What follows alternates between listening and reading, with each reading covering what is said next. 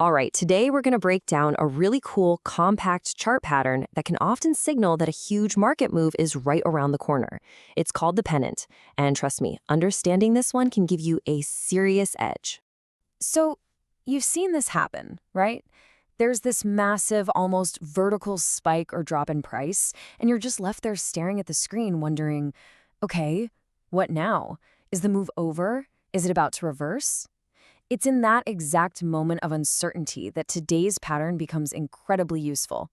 Well, a lot of the time after a huge push like that, the market just needs to, catch its breath.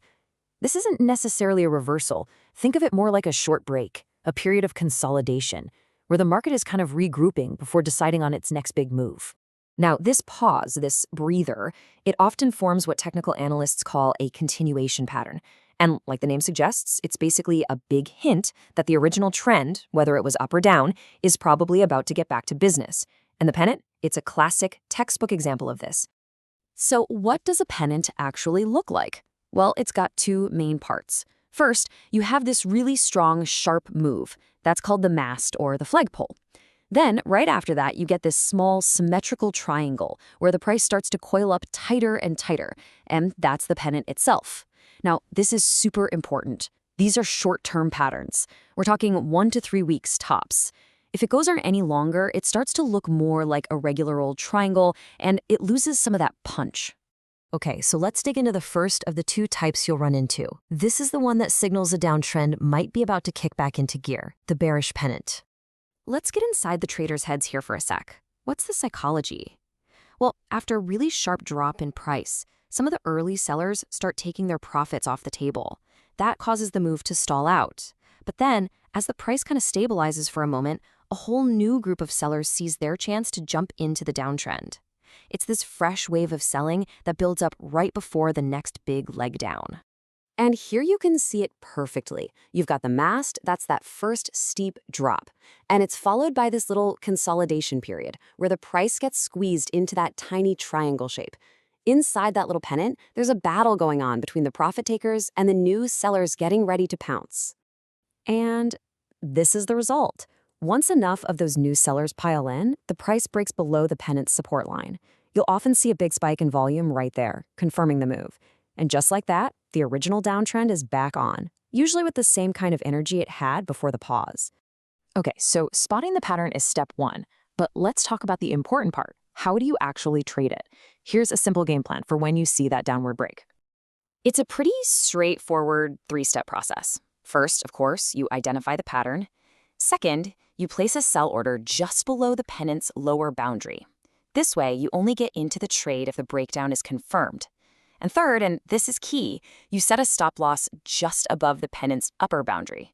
That's how you protect yourself if it turns out to be a fake out. All right, so you're in the trade, you've managed your risk, but where are you going? How do you figure out how far the price might actually fall?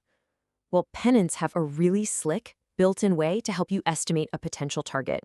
This secret is all in the mast. All you do is measure the height of that initial sharp move before the pennant formed. Then, you take that exact same distance and you project it downwards from the point where the price breaks out. Pretty cool, right? This gives you a really solid data-driven estimate for where you might want to take your profits. Now, for the other side of the coin, and honestly, if you understand the bearish pennant, the bullish one is going to be a walk in the park. It's the exact same idea, just flipped upside down. It signals that an uptrend is likely to continue. It really is just a simple mirror image. Bearish pennants, they form in downtrends and you trade them with sell orders. Bullish pennants, they form in uptrends and you trade them with buy orders. The psychology is identical, just in reverse. Early buyers take a quick break and then a whole new wave of buyers jumps in, all fired up to push the price even higher. And you can see that classic structure right here.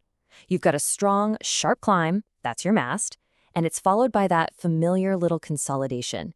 That's the market taking a breather before the bulls get enough energy to make the next push higher. And bam! Just like we'd expect, once enough buyers are back in the game, the price breaks out of the top of the pennant. And again, you want to see a nice surge in volume there. The uptrend continues, and as our source materials so perfectly puts it, the bulls go a-chargin' again. So it should come as no surprise that the trading plan for a bullish pennant is a mirror image of the bearish one. Let's quickly walk through the steps to catch this upward break. So it all comes down to that symmetry. First, you spot the pattern in an uptrend.